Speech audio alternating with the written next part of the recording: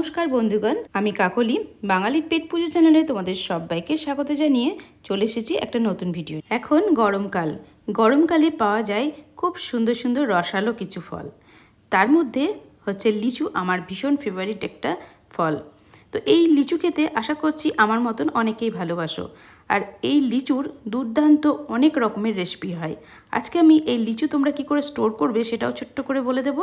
আর এই লিচু দিয়ে বানাবো পুডিং রেসিপি। প্রচণ্ড গরমে ঠান্ডা ঠান্ডা পুডিং খেতে সবাই ভীষণ পছন্দ করবে। ছোট থেকে বড় সকলের পছন্দের এই রেসিপিটা খুবই সহজ, বানানোর জন্য কোনো সেরকম উপকরণও প্রয়োজন হয় না। তো চলো দেখে নাও এই পুডিং রেসিপিটা আমি চটজলদি কী করে বানিয়ে ফেলি। আর এই সিজনে আমি পুডিংটা কিন্তু প্রায়ই বানাই। লিচুর পুডিং বানানোর জন্য মূল উপকরণ হচ্ছে লিচু। এই লিচুগুলো যখন খুব সতেজ টাটকা বেশ টকটকে লাল রঙের হয়, সেই সময় লিচুগুলো নিয়ে আসার পর বাজার থেকে প্রথমে সব ধুয়ে ফেলতে হবে পরিষ্কার করে। তারপরে দেখতে পাচ্ছ এরকম ডাল শুদ্ধ কিন্তু কিছু লিচু একটা প্যাকেটে করে ভরে যদি ফ্রিজে রেখে দেওয়া যায় এবং তার মধ্যে একটা কাপড় কিংবা কাগজ রেখে দেবে সব শুদ্ধ, দেখবে এরকম লিচু অনেক দিন ভালো থাকে। আমি এইভাবে কিন্তু 1 মাস পর্যন্ত লিচুকে স্টোর করে রাখি। এই যে লিচুটা দেখতে পাচ্ছ এটা কিন্তু 1 মাস আগের। তো সেই লিচুটা কিন্তু এত সুন্দরভাবে আমি এইভাবে রেখে দিয়েছি। তবে পাতাগুলো একটু হলুদ হয়ে যায়, তো তার জন্য কোনো যায় আসে না, কারণ ফলটা আমার দরকার।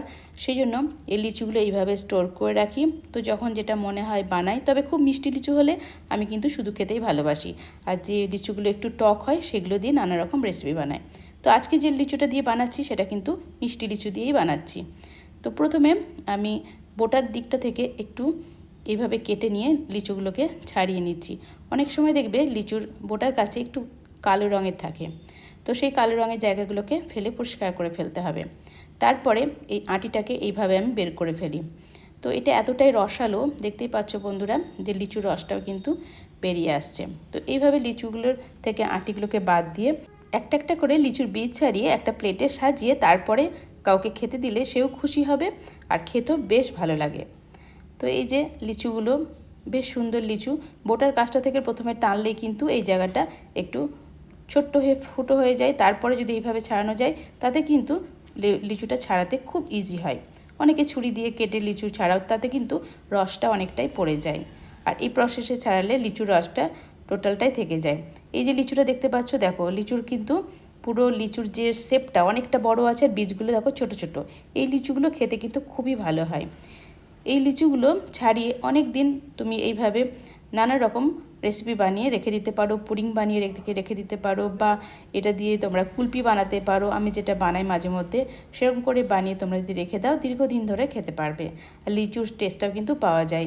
আর এই লিচুর ড্রিঙ্কটা যেটা একদম বাজারে পাওয়া যায়, লিচুরই রস কীরকম করে করতে হয় লিচুর ড্রিঙ্ক যেটা, সেটাও আমি নেক্সট টাইম তোমাদের ভিডিও শেয়ার করব। দুর্দান্ত লাগে, একদম দোকানের মতন লিচু ড্রিঙ্ক কিন্তু আমি বাড়িতেই বানাই। তো এইভাবে সমস্ত লিচুগুলো আমার খোসা ছাড়িয়ে নেওয়া কমপ্লিট হয়ে গেছে।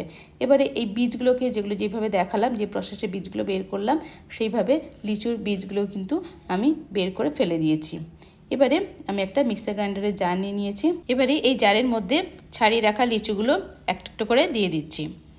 এটা আটিগুলো ছাড়ানো আছে সবগুলো দিয়ে দিচ্ছি। মোটামুটি বেশ কিছুটা পরিমাণের আমি বানাবো, তবে খুব বেশি বানাচ্ছি না, মানে 2 গ্লাস মতন হবে সেরকম কোয়ান্টিটির এখানে লিচু নিয়েছি। তো এইভাবে একবারও তোমরা লিচুটাকে রসটা বের করে নিতে পারো, বা একবারে না হলে দুবারে এটা লিচুগুলোকে ভালো করে ব্লেন্ড করে নিয়ে রসটা বের করে নেব।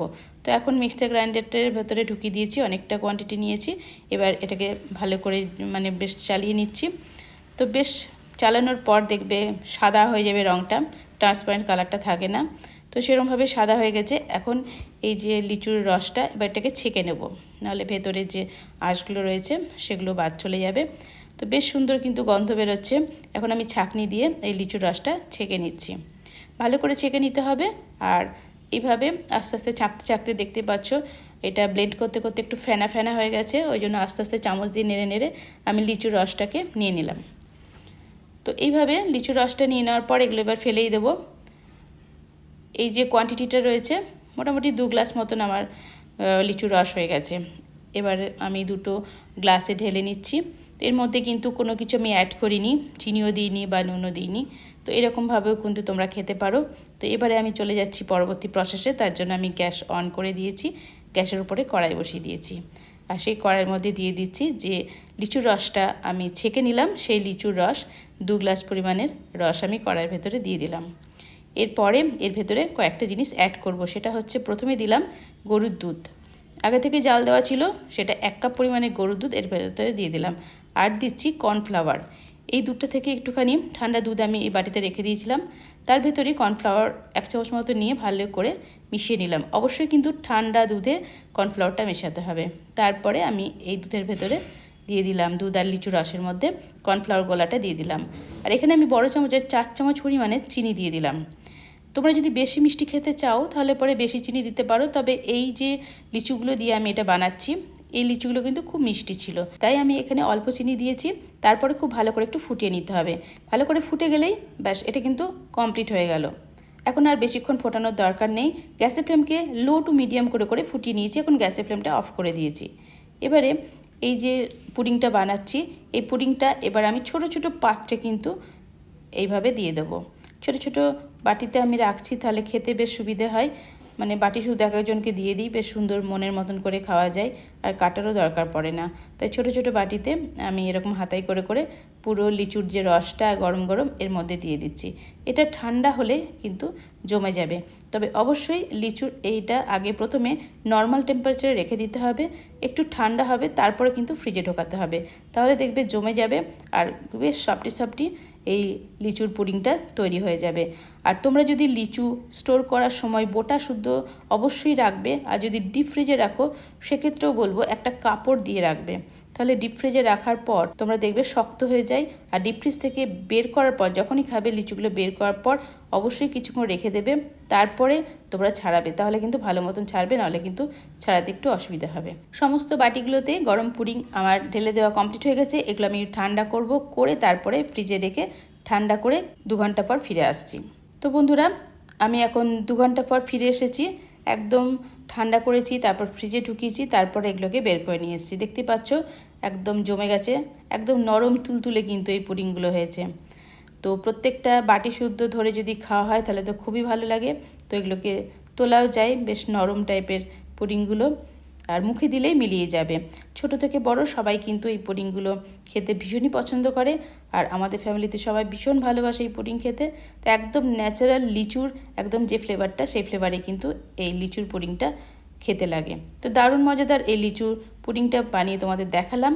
এবার এইভাবে তোমরা বাটি থেকে বের করেও নিতে পারো, বা বাটি শুদ্ধ চামচে করে বের করেও খেতে পারো। তো যেটা তোমাদের ইচ্ছা সেরকমভাবেই তোমরা খাবে। তো আশা করছি আজকের এই ভিডিওটা তোমাদের খুব ভালো লাগবে। ভালো লাগলে লাইক কমেন্ট সাবস্ক্রাইব করে আমার পাশেই থেকো। নেক্সট টাইম চলে আসবো আরও নিত্য নতুন ভিডিওর সাথে। তোমরা বাড়িতে থাকো, সুস্থ থাকো, নিজের খেয়াল রেখো, আর আমার ভিডিওর সাথেই থেকো।